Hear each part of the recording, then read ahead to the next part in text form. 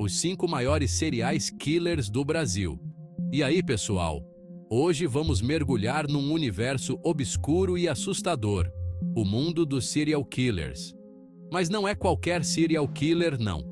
Preparem-se, porque hoje vamos falar dos 5 maiores serial killers que o Brasil já viu. Sim, meu amigo, por trás das praias, do carnaval e do futebol, também se escondem histórias de horror e crueldade. E acredite, a gente vai desvendar cada detalhe macabro e como esses monstros foram finalmente capturados. Então, já sabe, né? Se você é corajoso o suficiente para essa viagem, já deixa o like no vídeo, se inscreve no canal e ativa o sininho para não perder nenhum capítulo dessa história sinistra. Nossa história começa em São Paulo, no final dos anos 90. Imaginem a Avenida Paulista, movimentada, cheia de vida, um verdadeiro formigueiro humano. E um dos seus cartões postais, o Parque Trianon, servindo de palco para uma série de crimes horríveis. É nesse cenário que surge Francisco de Assis Pereira, o maníaco do Trianon. De dia, Francisco levava uma vida aparentemente normal como motoboy, mas quando a noite caía, ele se transformava em um predador cruel. Seu modus operandi era sempre o mesmo: atrair mulheres jovens para o parque, com a promessa de um ensaio fotográfico. Mas a beleza do Trianon escondia um segredo terrível. Francisco as estuprava e assassinava brutalmente, abandonando seus corpos no meio da mata. O terror se espalhou pela cidade. A polícia, pressionada, iniciava uma caçada humana para capturar o monstro que assolava São Paulo. Em 1998, Francisco foi finalmente preso, graças ao trabalho incansável da polícia e à denúncia de uma vítima que conseguiu escapar. Condenado a mais de um século de prisão, ele se tornou um símbolo da crueldade humana e da fragilidade da vida. Da capital paulista, a gente viaja agora para Niterói, no Rio de Janeiro, palco dos crimes de Marcelo Costa de Andrade, o vampiro de Niterói.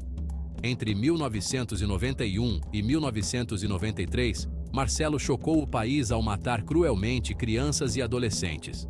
O que tornava esse caso ainda mais perturbador era o ritual macabro que Marcelo praticava com suas vítimas.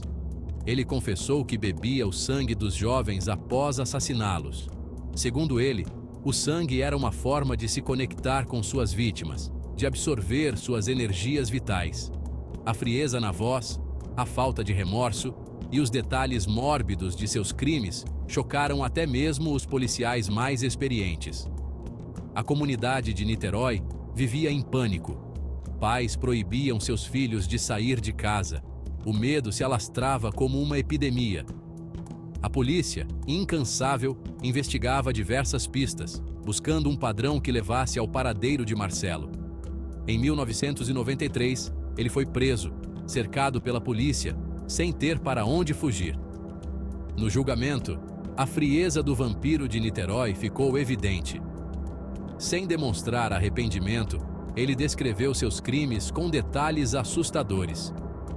Condenado a mais de 100 anos de prisão, Marcelo se tornou um símbolo da barbárie humana.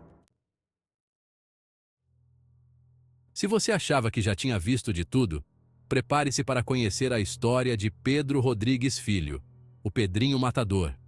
Considerado um dos maiores serial killers do Brasil, Pedrinho é uma figura controversa. Sua história é marcada por uma infância extremamente violenta e abusiva. Imagine só: testemunhar a mãe ser espancada até a morte, ser torturado pelo próprio pai.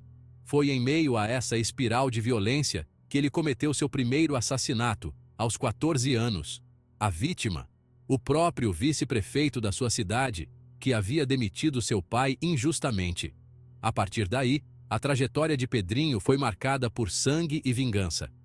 Ele se tornou um justiceiro à sua própria maneira, matando aqueles que considerava merecedores de punição. A lista de vítimas era extensa: estupradores, traficantes e até mesmo o próprio pai. Mas o que chocava no caso de Pedrinho não era apenas a quantidade de crimes, mas a frieza com que ele falava sobre eles. Preso em 1973, Pedrinho continuou a espalhar o terror, mesmo dentro da cadeia. Ele matou dezenas de detentos, a maioria rivais de crime ou estupradores, justificando seus atos como uma forma de limpeza social. Em 2007, após passar mais de 3 décadas na prisão, Pedrinho foi solto. A notícia dividiu o país.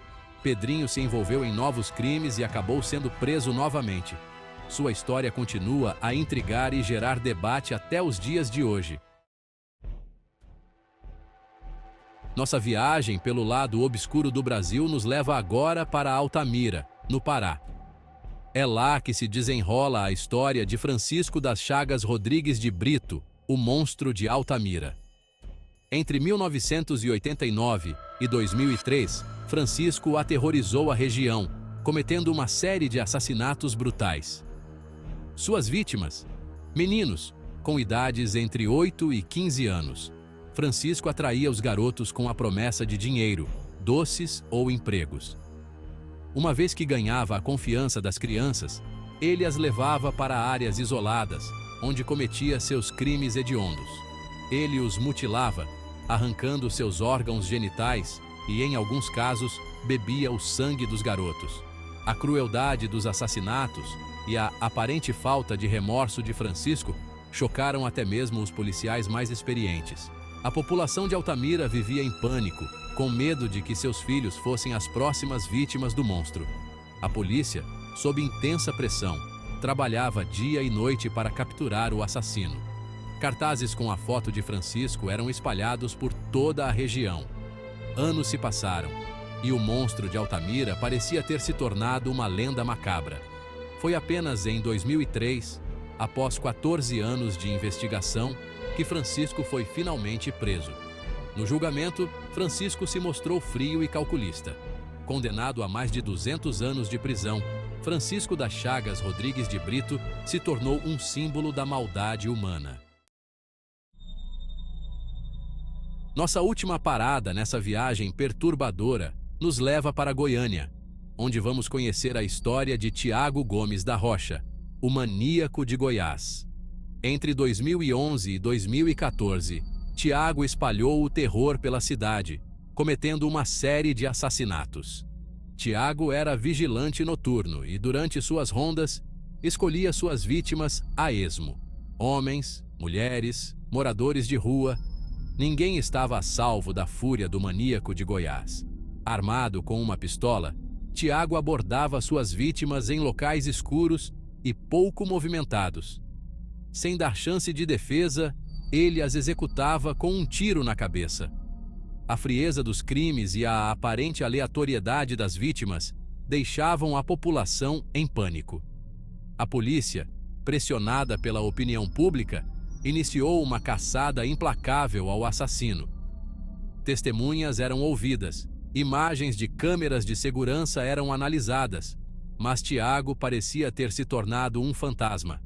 Enquanto a polícia tentava desvendar o mistério por trás dos crimes, Tiago continuava a matar. A cada nova vítima, o medo se intensificava. Em 2014, Tiago foi finalmente preso. Sua prisão foi um alívio para a cidade, mas também um choque. No julgamento, Tiago confessou ter matado 39 pessoas. Condenado a mais de 200 anos de prisão, Tiago Gomes da Rocha se tornou mais um nome na lista dos maiores serial killers do Brasil. E assim termina nossa viagem pelo lado obscuro do Brasil. 5 histórias, 5 monstros que espalharam o terror e deixaram um rastro de sangue e dor por onde passaram. Mas será que a história termina aqui? Infelizmente, a resposta é não. A cada dia, novos casos surgem, mostrando que a maldade humana não tem limites. Cabe a nós, como sociedade, lutar para que essas histórias não se repitam, buscando justiça para as vítimas e trabalhando para prevenir que novos monstros surjam.